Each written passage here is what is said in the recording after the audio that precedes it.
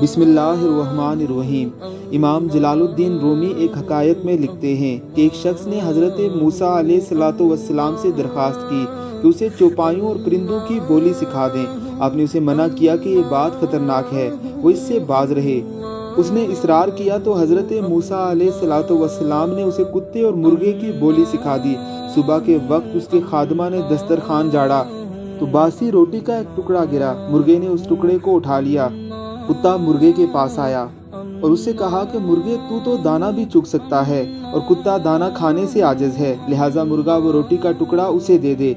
مرغے نے کتے سے کہا کہ چپ ہو جا، غم نہ کر، آقا کا گھوڑا کل مر جائے گا، تجھے اللہ پیٹ بھر کر کھانا کھلائے گا۔ مالک اس کی بولی سمجھ رہا تھا، اس نے گھوڑا فروخت کر دیا اور اپنے آپ کو نقصان سے بچا لیا۔ دوسرے دن بھی مرغا روٹی لے اڑا اور گھوڑا نہ مرا تو کتے نے مرغ سے شکایت کی کہ وہ جھوٹا ہے اور کتے کو بھوک سے دوچار کر دیا ہے۔ مرغ نے کتے کو تسلی دی کہ گھوڑا مرا تو ضرور ہے لیکن وہ بیچ دیا گیا تھا، لہٰذا وہ دوسرے گھر میں مرا ہے۔ فکر نہ کر، کل مالک کا خچر بھی مر جائے گا، اسے صرف کتے ہی کھا سکتے ہیں۔ مالک جو ان کی بولی سمجھ رہا تھا، اس نے خچر بھی فروخت کر دیا اور دوسرے نقصان سے بھی خود کو بچا لیا۔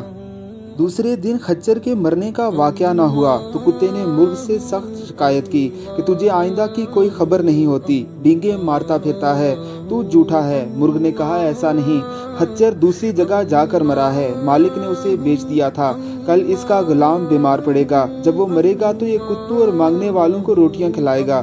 مالک نے یہ سنا اور غلام فروخت کر دیا۔ دل میں بڑا خوش ہوا کہ اس نے کتے اور مرغ کی بولی سیکھ کر بڑی دانائی اور حکمت سے کام لیا ہے اور کس طرح 3 نقصان اپنی دانائی سے ٹال دیے ہیں۔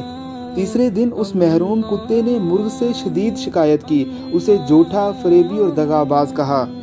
مرغ نے کہا کہ میں اور میری قوم جھوٹ سے سخت دور ہے، ہم صبح اذان دیتے ہیں تو لوگ نماز پڑھتے ہیں، اگر بے وقت اذان دینے کی عادت ڈال لیں تو ہم ذبح کر دیے جاتے ہیں۔ وہ غلام بھی فوت ہو چکا ہے، ہمارے مالک نے اپنی مالی نقصان تو بچا لیا ہے مگر اپنی جان پر بوجھ لاد لیا ہے۔ مرغ نے اگلے دن مالک کے مرنے کی خبر دی اور بتایا کہ اس واقعے پر اس کے ورثاء گائے ذبح کریں گے اور کھانا تقسیم کریں گے۔ یہ سن کر وہ شخص حضرت موسیٰ علیہ السلام کی طرف بھاگا اور سارا واقعہ سنایا، بتایا کہ میں ڈرا ہوا ہوں کہ کتے اور مرغ کی پہلی تینوں باتیں سچ تھی، اب جب کہ انہوں نے اس کے مرنے کی خبر دے دی ہے تو اب آپ ہی یعنی کہ موسیٰ علیہ السلام ہی ہیں جو اسے پناہ دے سکتے ہیں۔